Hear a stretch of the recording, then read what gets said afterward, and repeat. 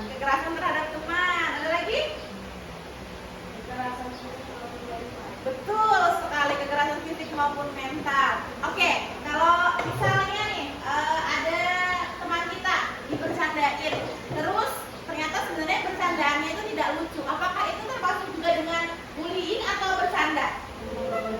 Bullying. Kalau bercanda itu berarti teman kita tidak merasa sakit hati dengan apa yang kita ucapkan, apa yang kita lakukan. Tapi kalau dia merasa terluka atau tersakiti, berarti itu termasuk dalam kategori bullying.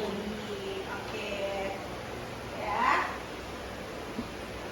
Sebelum itu, saya akan memutar sebuah video. Kalian bisa lihat semua videonya nanti, terus temukan kira-kira apa yang bisa kalian dapatkan dari insight video ini.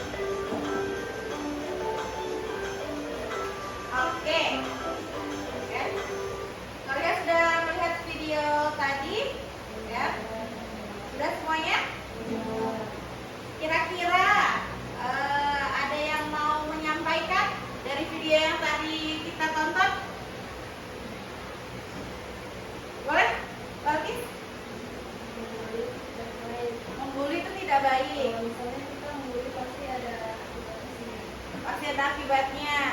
Ada lagi? Bermainlah sewajarnya. Ada lagi? Ada yang notice nggak dengan dua temannya si Bobon tadi, yang cewek-cewek? Apa peran mereka kira-kira? Mendukung apa, Solihah? Mendukung temannya yang berani melapor, ya, betul sekali. Oke, ya. Alhamdulillah, Antona beberapa sudah paham ya terkait bullying ini. Nah, apa sih bullying itu? Ya, bullying adalah perundungan, ya, tindakan agresif yang disengaja dilakukan secara berulang-ulang dan melibatkan ketidakseimbangan kekuatan. Biasanya pelaku merasa atau memang lebih kuat dengan tujuan untuk menyakiti atau membuat target menderita. Ya, seperti teman si Bobon tadi ya, gate kakinya, terus habis itu dipalak uangnya karena dia merasa dia lebih kuat. Ya, di sini ada beberapa jenis dari bullying. Yang pertama fisik. Bentuk gatean tadi tuh, digate atau dijegal tadi itu adalah bentuk dari fisik. Verbal itu tadi yang dikatain si Bobon ikan paus nyungsep, itu dari omongan. Kemudian relasional atau sosial, ini biasanya dikucilkan, ya, dikucilkan oleh temannya, dikucilkan oleh satu kelas misalnya, atau tidak diajak main, itu termasuk dengan relasional sosial. Yang terakhir adalah cyberbullying. Ini biasanya terjadi di sosial media, ya, baik dari Instagram, TikTok, atau sosial media lainnya. Ini biasanya kalau misalnya ada yang bikin video, kemudian di komennya misalnya itu di body shaming atau diejek dari segi postur badan atau mungkin dari penampilannya. Oke, kita lanjut. Nah, di sini ada peran individu, ya. Kejadian bullying tidak hanya melibatkan dua pihak, ya. Para transaksi sangat menentukan apakah bullying akan berhenti atau akan terus berlanjut. Ya, di sini ada 4 nih. Ada korban atau victim. Seperti tadi ya, korban atau victim di video tadi adalah siapa? Bobon, ya. Karena dia adalah pihak yang diserang, kan, dan merasa tidak berdaya karena dominasi pelaku. Dia sampai meratap di kamar tadi ya, sampai ditanya sama bundanya, Bobon sudah tidur belum? Gitu. Kemudian ada pelaku atau bulinya, ya, yang tukang bully nih, adalah pihak yang secara sengaja dan berulang melakukan tindakan agresif. Kalau dari video tadi tuh, yang agresif dilakukan pembuli Bobon, ngapain aja tadi yang pertama? Memukul, terus memalak, terus menindas, ya, betul. Selanjutnya ada saksi pasif atau bystander. Ini adalah melihat kejadian tapi memilih pura-pura nggak tahu, ya, pura-pura tidak terlibat atau menganggapnya lucu. Kalau dari video tadi, kira-kira yang menjadi saksi pasif siapa? Dua orang temannya yang tukang bully. Iya.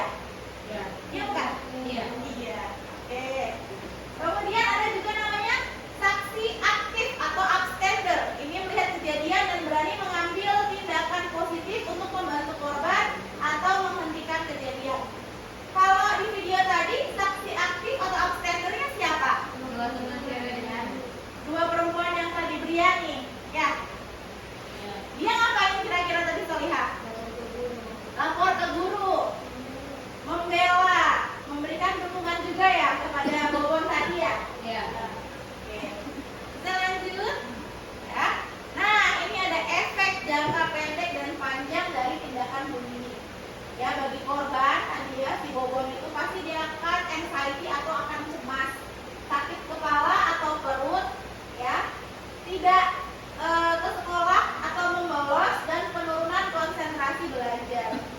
Ketika teman kita terbully, biasanya dia akan merasakan seperti ini, kecemasan yang berlebih pastinya ya.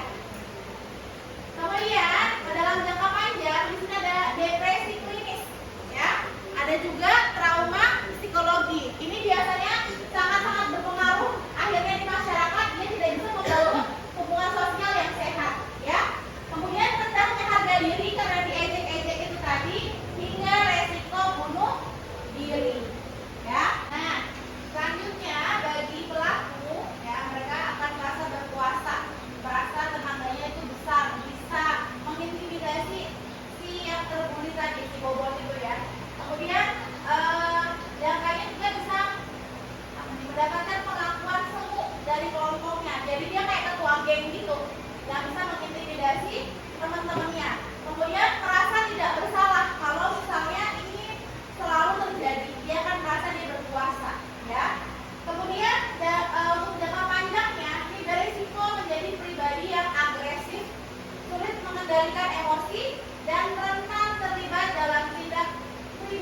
saat dewasa. Contohnya yang paling mudah adalah tawuran, ya. Tawuran itu kan kurang lebih juga sama kan, ingin berperang menunjukkan siapa yang lebih berkuasa. Kemudian bagi sekolah ini jangka pendeknya menciptakan iklim belajar yang tidak aman, atau kalian merasa bahwa sekolah itu adalah sesuatu yang menakutkan, ya. Kemudian menurunkan motivasi belajar siswa dan merusak reputasi nama sekolah.